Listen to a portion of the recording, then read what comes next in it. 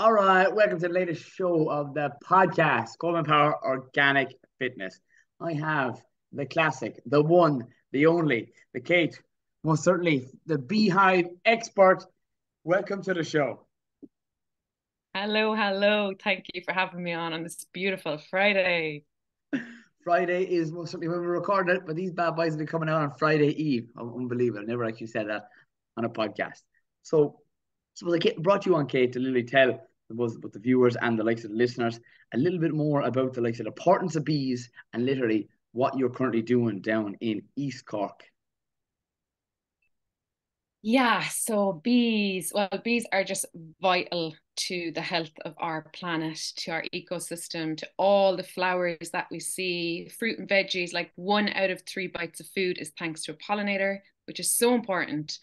All our flowering plants globally, about 85% of all flowering plants, trees, they're dependent on pollinators. So, like, if we lose pollinators, our planet will look black, barren, and awful. Like, we wouldn't have the beauty that we have that we see. Um, and bees are just magical creatures. They provide medicine for their home. The hive is about 120 million years old, so it's phenomenally it's a super organism. And it's super wise, and it has provided medicine for the hive and for humans as well for millennia. So we've intertwined with the beehive. Um, and down here in East Cork, where I live on the farm at home, it's just some people come to the workshops and they come and they're like, "Oh, it's actually a farm," and I'm like, "Yeah, it's a farm. I'm not just saying it's a farm," because some people say places are farms, but they're not farms. So it is a farm, and I love getting people out into the wild. So groups come out. I've workshops for families that are shorter, and then I have longer ones for adults where we go into the hives. And Coleman, you yourself had an experience this week. We had a beautifully hot day. We sat in a circle amongst the trees, and we had lovely herbal teas that are in season, explaining the benefits of our herbs for our bodies, anti-inflammatory, herbs that work with hay fever, um, all different things like that, and discussing what the bees are foraging on at the moment. So every week we can see what bees are foraging on, what pollen they're bringing in by the colors, which is amazing. So then we kind of went into the hives, and nobody got stung. So that was really good news, wasn't it? Oh, it's brilliant. I totally massively enjoyed it. Like, as an experience for someone who's already into all things health, I didn't know enough firstly at first hand of what the work the bees actually do. And I want to even just bring it back because people are already going, "Oh my God, did she say hay fever can be most certainly reduced and minimized with the likes of different beverages?" And I want you kind of to expand on that, maybe firstly with honeys and then different beverages that you can consume. Yeah.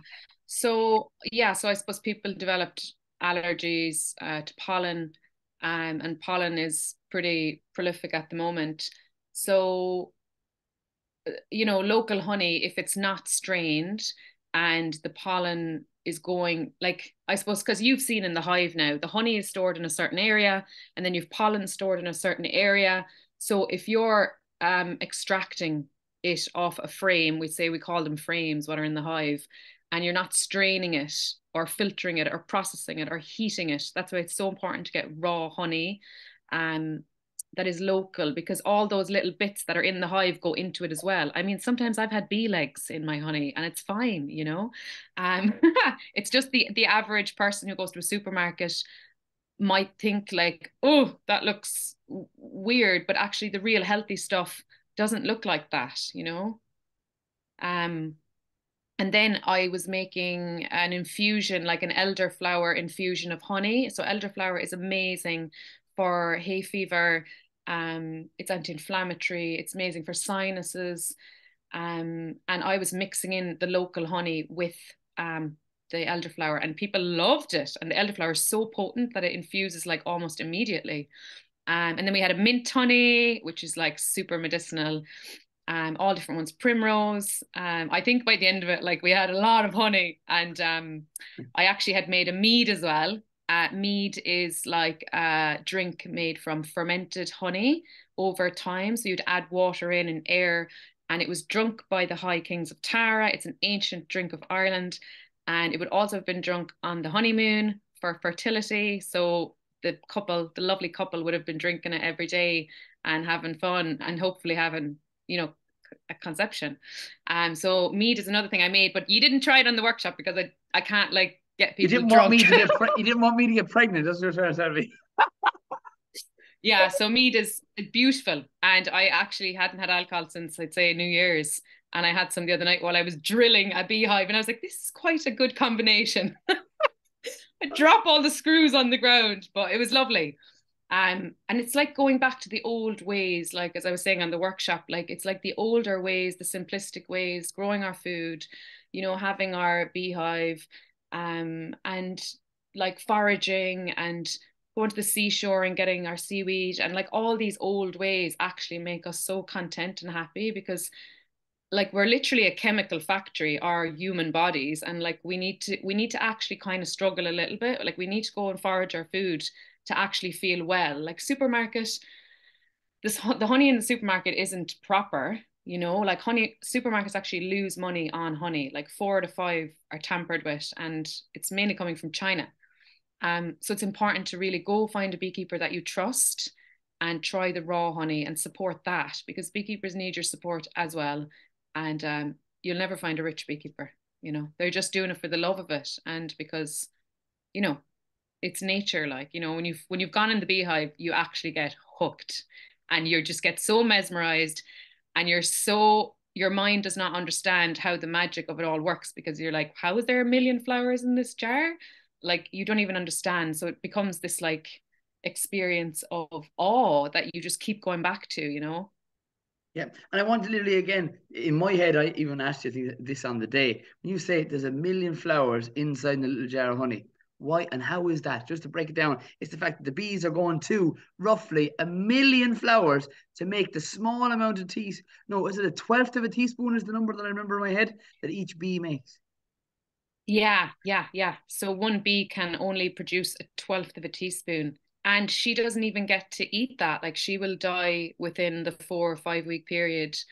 And it's such a selfless community. Like they're a collective of just pure heart and love. Like they go around doing all of this magic in our flowers. And we watch them and we hear the buzz and the hum and all the beauty comes to life in spring and summer. And this kind of obviously the wind pollinates. The wind is great, but like bees are amazing. Sorry, I don't want to diss the wind. But like, and there's other pollinators, bats and other things. Like there's the evening primrose is pollinated at night by a kind of a moth. Like there are other pollinators that maybe don't get as much attention, and like they're doing a beautiful job as well. Um, so it's just important. But I suppose there's always been that intertwined relationship with honeybee and man, and that's gone on for millennia. But yeah, so the bee goes off and she visits. There's a thing called flower fidelity. So the bee will go to, that's what's really important. We have a lot of flowers that are the same in an area because the bee will literally go to all those flowers. She won't be swapping flowers. She will go to maybe 100 flowers on her visit and she will come back to the hive and she might tell the bees where the forage is and they'll keep working on those flowers until the nectar is drawn. And then she could do that like 15 times a day. That means visiting like 1,500 flowers. That's a lot of flowers for one little tiny bee, you know? Um, yeah, And even to tell them the yeah, fact that how many other, I suppose, different species of bees there are. Is this in Ireland? I remember the figure again, but yeah, is it just in Ireland alone, that figure you gave us on Saturday? 101? yeah. In Ireland, yeah, 101 bees. So we have other bees as well, like bumblebees, solitary bees, and like these meadows that we have and tall grasses and the manicured lawn, like this doesn't really work well. So like keep your grass long. Like there's so many billions of insects in there that are trying to survive and have a home, especially spring, summer. Um, you know, and they're nesting in there, and it's like that's probably why we get stung and stuff. You know, we're like mowing over their homes. You know, and these wild spaces are so needed. Like we need to change our mindset. We need to change our vision. We need to change our conditioning because what is wild is like natural to us, and we all feel better in wildness. You know.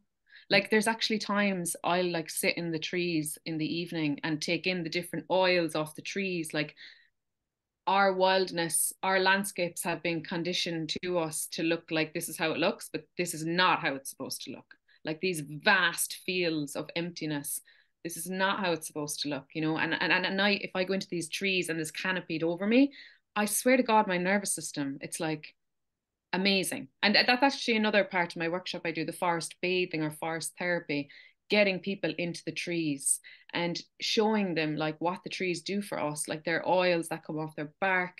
They infuse with our immune system, our nervous system, upping the natural killer cells. They actually like they make us relaxed, you know, and it's so important.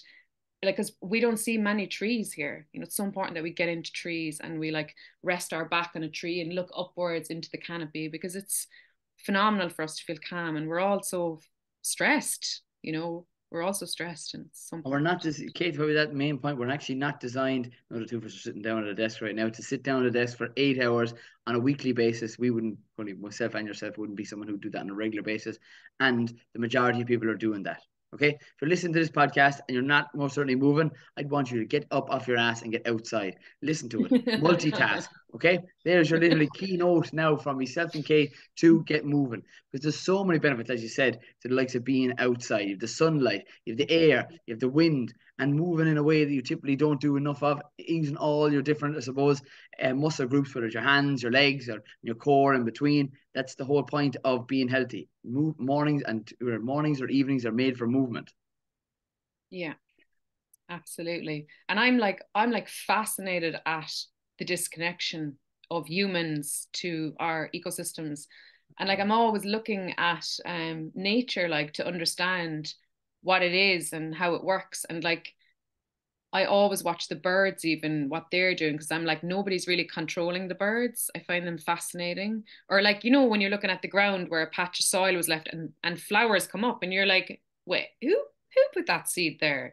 And it's like, no, it's nature, like, you know, and it's like trying to decondition ourselves to what is inherently wild and wild in us, and to come back to that place. And that's something that I like to infuse into people's minds and bodies, because it feels better. And a lot of us have anxiety, a lot of us have grief, and we're not really sure how to process it because we're just not living in environments that are harnessing our well-being.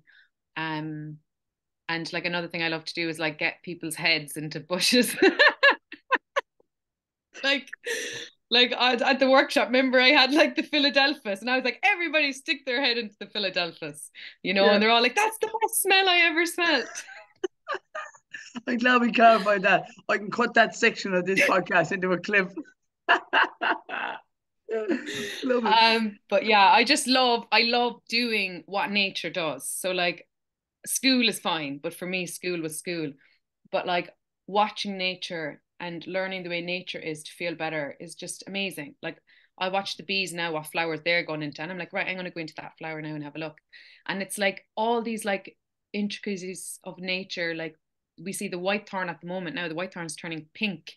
And like that's to do with pollen. Like pollen has been spread, and like I was saying the other day, the forget-me-nots change color to tell the bee or the pollinator, like, hey, you don't need to waste your time coming back here. We've already been pollinated. Like nature has all these little cute ways of telling other animals that, you know, because it's all about like not wasting time, like, you know, it's all about abundance and the best way of working, you know. And were you always into, I suppose, Kate, like bees or being healthy, and like what were you like in school? Like what started this whole thing off? What were you like in school? Fill me in on that. I was highly active anyway. And I suppose I grew up on a farm, so we would have like it was always part of me. You know, I always remember going around the combines when I was a young girl, and I used to love it because I used to feel excitement when we'd be getting the bales, and we'd always have hidden in the bales. And my granddad was a great influence. You know, he was great. He like I used to have ponies when I was younger in the field, and my granddad would get in his Fiesta, and he'd go in second gear, going very fast in second, all around the field of my ponies. And I'd be like, stop my pony. But it was a great source of wildness. And I suppose I actually found it quite hard to fit in secondary. Definitely, like I found myself jumping from groups because I was like, oh, I don't fit in here. And I was actually like very intelligent. Like I got really good grades, and I got them. I studied, but I didn't have to study that hard. But I also was really good at partying. So I had like a mix, and I couldn't find people that were like that because you had all the studiers and then they didn't go out. And I was like, no. And then I'd go to the people that go out and then they didn't study. And I was just like a bit lost, you know? Um, so I had a balance. Good. Um, but yeah, no, I was always into the outdoors and I never really, and then there was parts of me, people would talk about Disney movies and different things on TV, and I never really did that. Like I was always outside in the trees, wandering the fields, making paths, making dens, being with the horses. And I kept it like, but obviously then as you get older, like when I think of my late teens, 17, 18, those years, I definitely, I had drank and I had taken some things and that wasn't good for me, but it was an experience for me to learn and grow out of, and then I did that big, I suppose what initially burst me into this was when I was diving in the Great Barrier Reef. And yeah, I was very disappointed coming in. Like, I didn't really see much species diversity and it was a lot of bleaching. And I came home and I was like, I'm quitting my job. I rang my mum from Australia. I was like, I'm not coming back. And at the time I was employed in a corporate and I was like, I'm not coming home at all. And she's like, what? Because I had gone a bit mad, I was like, no, I'm free now. I'm never coming back. She's like, you have to come back, just in case one day. So I came home and I worked another 5 months and then I made that bucket list of like these biodiverse hotspots all around Central South America of like coral reef systems that were bleaching. And I was like, I am going to go see all these places. I'm going to see the species that are endangered, that are going extinct, and I'm going to see them all. And I'm going to document it. And then I'm going to come home and I'm going to share it. And I survived my trip, which was miraculous because I went into countries that were like heavily, there was trafficking, drugs, police, guns everywhere. Like there was actually when I was going through Nicaragua, which is Central America, there was actually massive protests and there was like killings. And I went into the country and they were like, you are insane. There's people flying out of there. And I was like, no, I'm doing my mission. I'm going through this country and I will go through it. And I remember getting into the hostel. It was so funny. And they were like, you're the only one here. You know that? And I was like, oh, right, really? And then by chance, a van came and I saw the van outside the door, this hostel in Nicaragua. And I was saying, that van's from Alaska. I was like, where did they come from? And I was like, this is my way out. I actually didn't know what I got out of the country, but I was so driven. I was like, I am doing this. I don't care. And these girls from Australia appeared out of nowhere. They had driven from Alaska. And I was just like, where are you going to? And they were like, we're going down south to Argentina. And I was like, oh, really? I was like, can I come? So I literally jumped in their van after a few days. We'd gone volcano boarding and surfing and just crazy stuff. But there was nobody in the country because of the protests. It was crazy. And I got in their van and I went down through Nicaragua, Costa Rica. I went to the cloud forests, went to see lizards, more surfing on the coasts, went through El Salvador, went through down into Panama. And then I got to Panama and I was like, what am I going to do now? Because, you've Panama, South America. So I went off sailing in the Caribbean, worked with like little manta rays and yeah, it was amazing. So, oh yeah, so basically at the end of all of that journey, I came home after being in the Galapagos and I was like, right, here's my mission. I need to share this. I need to tell people. I need to share about all these species that don't have voices. I need to share about the people who don't have voices on the trip that have spoken to me, And I came home and that's when I created the book. And then I went onto the farm and I was like, I need to create something here now. And that's where I am today, just still pushing on and sharing and educating. And like, I've immense drive. Like, every day I get up with that drive and it's never been taken from me. Yeah, but I can see it in you, and most certainly talking and even meeting you in person. The whole idea of it is, you wouldn't do what you most certainly are doing right now if you didn't really enjoy it, right? And you're not doing it just for yourself. It's for the grand scheme of things. And like, even tell me in your Yeah. own words, why do you do what you do? Because I absolutely love this earth. I absolutely love it so much. And I have so much grief from seeing species decline and just what humans are doing.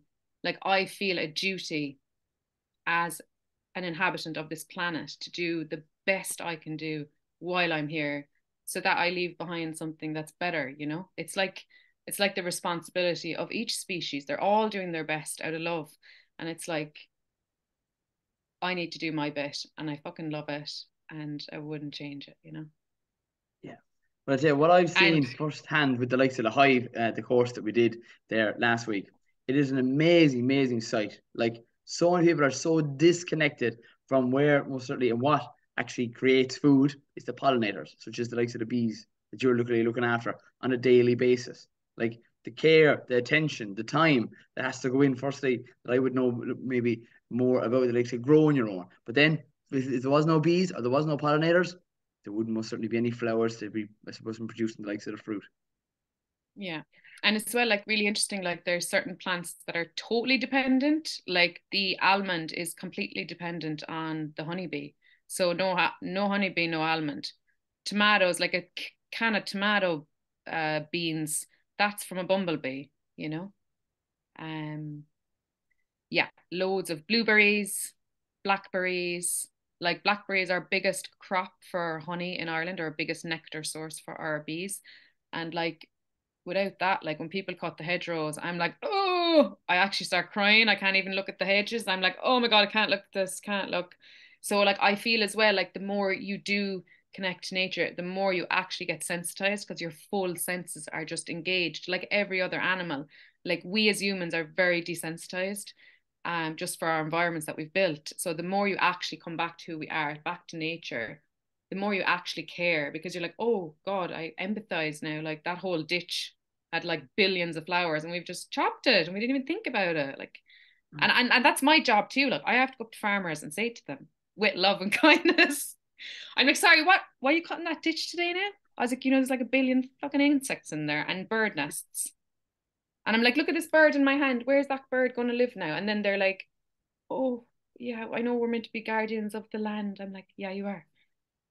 Yeah.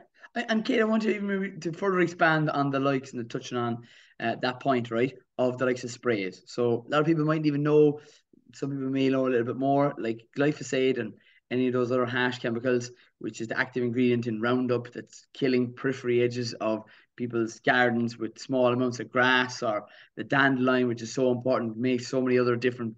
Firstly, it's one of those major flowers that help the bees to stay alive and to make and produce honey. But not only that, I suppose, just tell, I suppose, the listeners and the viewers a little bit about like how important it is not to spray on a regular basis, or even at Yeah, all, yeah, not to spray. yeah, yeah, yeah. Yeah, and especially the dandelion as well. Like the dandelion was one of the first sources of food for these pollinators who have been hibernate. Like some hibernate, some are clustered in a ball. They come out the odd time. But like if there's no flower, you have no food source. So when the dandelion comes and people are like, oh, I'm gonna mow my lawn now, I'm gonna spray it. I'm like, no, the bees have just come out. Like they really need that. Like stop. Um, and even this year, like, so the pesticide, herbicide, fungicide, all these things, they're not good. Like, there's a reason people are wearing white suits with masks and sprays and their face. Like, it's toxic. It is disgusting. I've seen what it does. Like, I had it spilt one time on my vegetables and my veg just absolutely collapsed overnight. I was heartbroken. And it's like, that was a mistake that was done. Anyway, but like that, those insecticides, all that, like they're going in through our soil, then down deep, and then they're going into waterways. They're going into our water, like they're in our bodies, and like people are always talking about disease, cancers, like they change our cellular structure in our body. Like it's like we're being beyond stupid as humans, as a species. Like there's no other species out there who are doing stupid things like this, and it's all for looking clean. It's all for looking the conditioning of like, let's look clean and everything's perfect. Like no, let's look wild and messy because we're all like that. You can't, like, it's like art, like nothing. It's like nature, nothing is square and lined, and it just, we have a fixation with it that if it's just perfect or it looks like, it's not. It feels off. It feels uncentered. Like I can't bear to be around. Well, like not like the gardens that have like tiny grass and there's like competitions with them. I'm like, what are you doing? Or even people that come out and they're completely manicured to a T, and it's like it's no representation of the person or the soul or the spirit. It's like you're trying to achieve something that's impossible, and we can't manage nature. Like nature is wild by its way of being, and then like their food sources. Then they could be bringing sprays into the hive by feeding on flowers that have been sprayed. And it's just awful. And another thing as well about the flowers is that people are planting flowers that look absolutely glorious and like crazy, like this would be in flower shows. But then they might have no use for a pollinator. They mightn't have any nectar, pollen. They might have nothing. So it's just for, again, humans' aesthetics of like, that looks nice in my garden, I'll plant that. But what if we worked like nature as a collective and was like, oh, I know that flower is really good for this species, so I'm going to plant that for nature. Like, how much better off would we be and feel? Because when we help somebody else, we help ourselves. It's all like collective work, you know, otherwise we're just selfish. Can you give me examples of the likes of pollinators, such as either flowers that you would recommend for people to most certainly grow or sow for the bees? Yeah. So I actually, obviously there are big kind of non-natives that we have here, and then there are natives. Like I have the oxeye daisy, which is great. So the honeybees were always tree dwellers.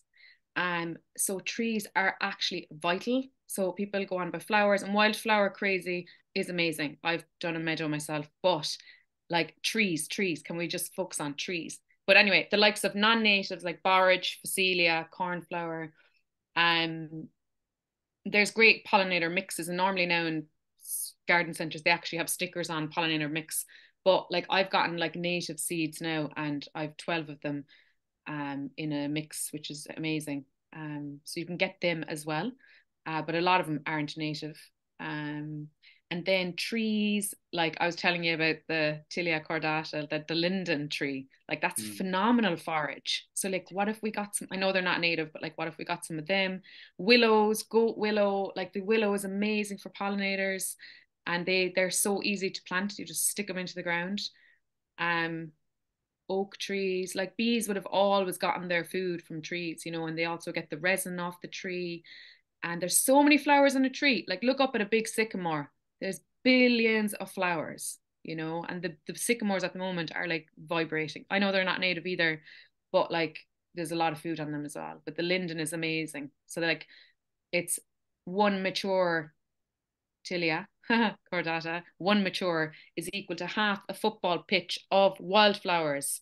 So if we're really thinking of nature, imagine if you want to buy, how many seeds is that? It's going to cost you 2 grand for seed, and just get one linden tree. That's €20. Imagine, or the native trees like the oak tree, like all these natives as well are amazing. All You know, right. Well, I love that fact that you just put out there in relation to how many, I suppose, pollinators you can gain or that will gain the advantage from if you plant a yeah. tilia cordata or linden tree. My God, And the every willow, and the willow. the willow, 1 acre of wildflower is equal to in forage one mature willow. Willow grows So there you so go, like, easily.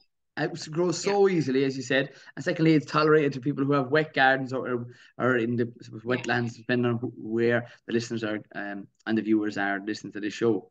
yeah. Willow And the tree. wild cherry as well. Yeah, Yeah. so many. Those are all classic and simple things that people can do. And like I suppose after having I suppose my sisters after having, but I now have two nieces as a result of that. And for gifts that I would love for more people to do is either give them a tree, whether it's a fruiting tree. I do like the advantage of an apple tree as it produces a flower, and as a result of that, you most certainly get an edible fruit for the consumption in the September and months following on from that. But again, giving the gift of a tree, whether it's an oak tree, a willow, and or the likes of a tilia cordata, is something that definitely more and more people should be doing. Instead of bringing over a biscuit or a couple of chocolates or some cakes, point is sow something today to gain massive advantage not only for our family and it's the future generations. Yeah. And the apple tree is actually amazing as well for the bee. It's amazing. The bees fucking love it. And I suppose I should be more like, there is a thing about native, non-native. Like I know I'm talking about the linden, that's not native, but like I know there is a thing about species adapting to native, non-native, but like it's all in moderation, you know. I'm not telling you to go plant 1,000 linden trees. Like obviously I'd way prefer if you plant oaks, you know what I mean? So like it's all in, you know, Yeah, no, there's no one going they all to have I their don't think part. yeah, the idea is we're looking after things as best we certainly can. Life isn't perfect. The idea is we're doing our best, and that's all everybody is ever doing. You're better off to plant something instead of planting nothing and giving out about it. Absolutely. And like caring for a little sapling. Like this year when I saw my saplings have leaves, And I'm just like, oh my God, like I put that on the side. Like there's such a great source of fulfillment, isn't there?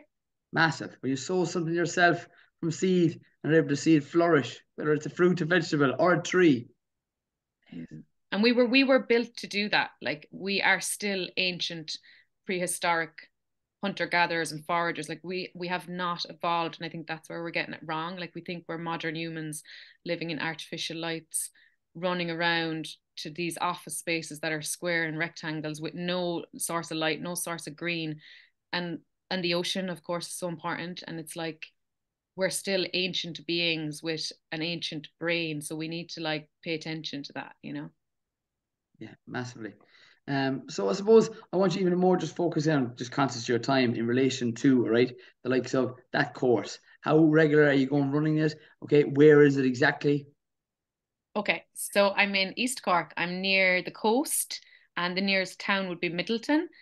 Actually, that's where the Jameson distillery is, so you could make a day out of it or a weekend. But I'm near the beach, so some people come and they stay, or they come for the workshop and they actually tent out on the beach, the sauna, there's surfing. So it's really cool to actually you can do other things if you're coming from somewhere else in Ireland.